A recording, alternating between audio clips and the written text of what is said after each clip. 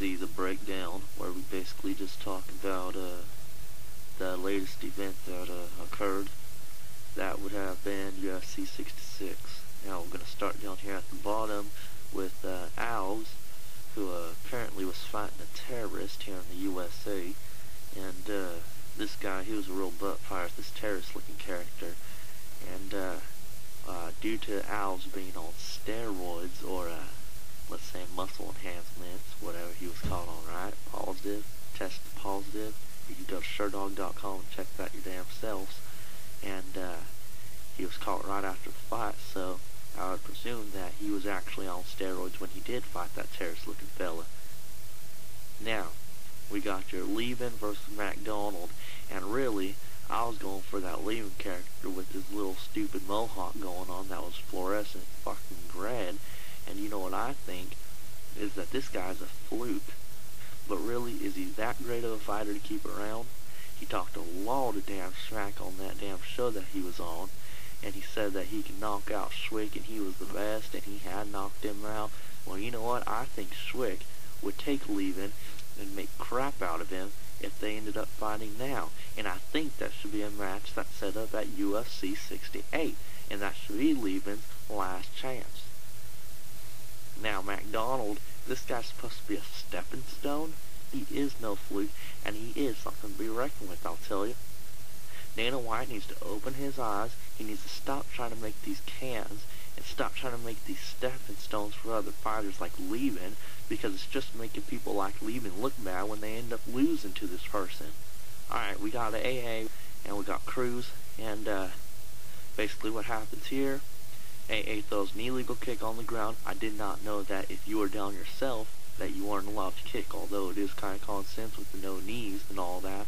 I don't think his mind was in the right place, just like mine wasn't. He made a mistake. He got called out on it. Referee stopped the fight, explained to Orlowski. Cruz was sitting there telling the referee, I'm fine, let it go, let us stay on the ground, don't stand us up, I'm about to fucking submit Orlowski. Well, you know what? That came back and bit him right in the butt. I'll tell you what, Andre Orlowski, which I think Cruz should have known was going to sock him straight in the jaw, was already getting ready, and he's sitting there. He's got his fist up as he's being told by the referee that he cannot kick on the ground. He's sitting there with his fist up for a good 20 seconds, and then they resume the fight. Orlowski gets him straight on that jaw. Now, you cannot debate this fight. You cannot say that it was unfair. When he punched him, Cruz knew that the fight had already started again because he already started to work the leg of Andre Orlowski. Now, Andre decides that he's going to hold on to the fence and start punching Cruz right in the face and the side of the head and the back of the head, whatever. He punched him in the back of the head a few times, but you know what? I see it all the time in the UFC. It's illegal, but the referees aren't doing their job, and it's not that the fighter's fault that they get caught up in the moment. Alright, Cruz was out already anyways. It doesn't really matter. He held on to the fence for a little bit of leverage. I think that no matter what, that fight was over after that squared off sock to the jaw. And that's the end of the story right there. Good night. Andre Orlowski wins. Now you got your Griffin-Jardine fight. TKO. Jardine takes the victory. He's the super underdog in this fight. Griffin takes his little whiny butt, runs over to the side of the fence, starts crying emotionally, really loud. Everybody in the goddamn stadium could hear him crying. His mouth's out. He's got his mouth wide open, acting like a little baby. It was worse than Tito Ortiz. And then he goes over and he has to be rude to Joe Rogan, and he has to act like he's not Mr. Nice Guy because he lost a fight? Come on. This is supposed to be the guy that everybody loves, the guy that everybody can look up to, win or lose. He's supposed to have a good attitude about it, and then he goes over and then he has to get all mad about it? Forrest, Snifflin, Grifflin, whatever you want to call him, that should be his new nickname in the UFC. That should be his new nickname overall in the MMA. Now we come down to our main event. We got Liddell and Ortiz. That was stopped on time. I'm sorry to tell you, Liddell was outstriking Ortiz. Liddell is a counter-striker. Ortiz was never going to knock Liddell out. You can't say that Liddell is a bad fighter. He's a bad striker. He had his hands down by his waist. If you remember, the announcer said it themselves that Liddell had his hands down because he knew Ortiz wasn't a threat. Ortiz was never going to knock out Liddell, never had a chance of knocking out Liddell. It should have ended in the first round. That should have been called in the first round, which I thought it was. But being a main event, I think that's the only reason that they let Ortiz live in that first round. Because if that wasn't a main event, they would have called that fight right there. Right there and then. Yeah, it was stopped on time. I'll tell you what, it wasn't over in the first round, which it should have been. It was definitely over here. This is the second time Ortiz was put in the fucking fetal position, where he's just sitting there getting wailed on. You know what? Tito Ortiz was not defending himself intelligently. Yes, he had an arm up, but that is not intelligently. He was looking at the referee. He was not advancing his position. You have to advance your position. You cannot sit there and repeatedly get hit, whether it's in the arm or the head. You cannot just sit there and let the punches come down on you. As for Tito Ortiz and his future in MMA, his future in the UFC, I think he should go back to making more Crow movies. Even though he's a crappy actor, I think he's a crappy fighter as well.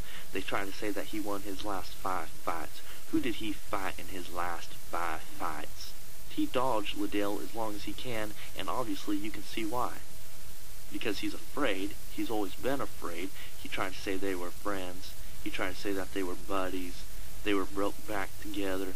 Wow, he beat Ken Shamrock twice. He beat Forrest Griffin, an amateur from the Ultimate Fighter show, which he should have had no problem beating in the first round. He ends up going the distance with Tito Ortiz, and you know what?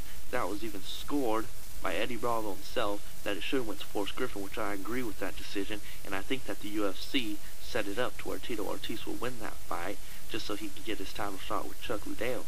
He beat Vitor, who was struggling at the time anyways with family issues. He beat Patrick Cote, who was recently on the Comeback show, also an amateur, and came in on short notice. And he goes the distance with Tito Ortiz. Tito Ortiz cannot finish fights. Tito Ortiz cannot finish opponents. Tito Ortiz is worthless. He cannot finish the amateurs. How does he expect to finish the champ? Tito Ortiz is nothing but talking. That's all he's ever been. He had his belt for 5 years. He had his belt for 10 years. He had his belt for this long. But that's because he never fought. As for Chuck Liddell, his last few fights have been against wrestlers. We got Tito Ortiz, we got Babalu, we got Randy, we got Jeremy Horn, we got Randy again, we got Vernon Tiger White, who you may consider a striker, but he's lost more than he's won, so it doesn't really matter. He wins Tito again. He loses to Quentin Jackson, who just happens to be a decent striker. And pretty much that's it. That's it with the event, and that's all I gotta say about that. And now this brings me to my closing of the show.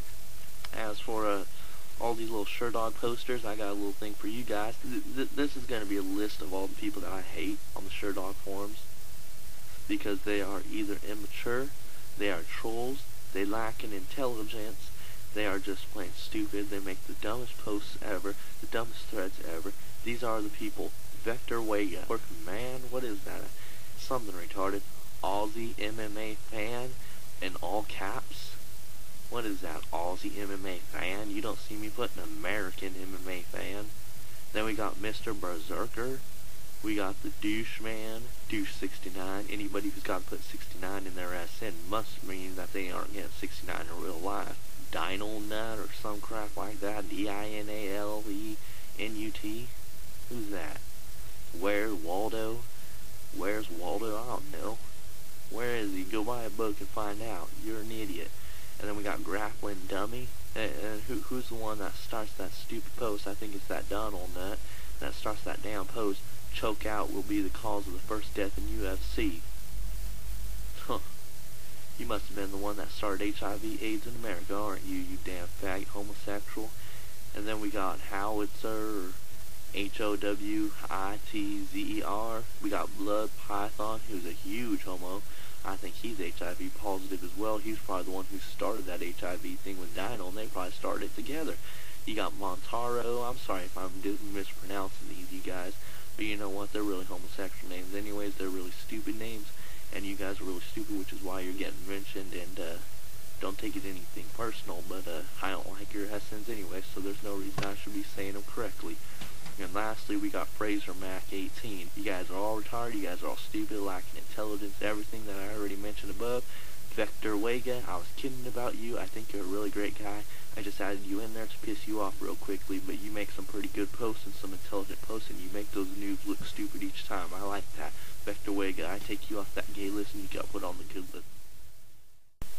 And this has been the UFC breakdown with Ross Iron, and I'm out until UFC 67.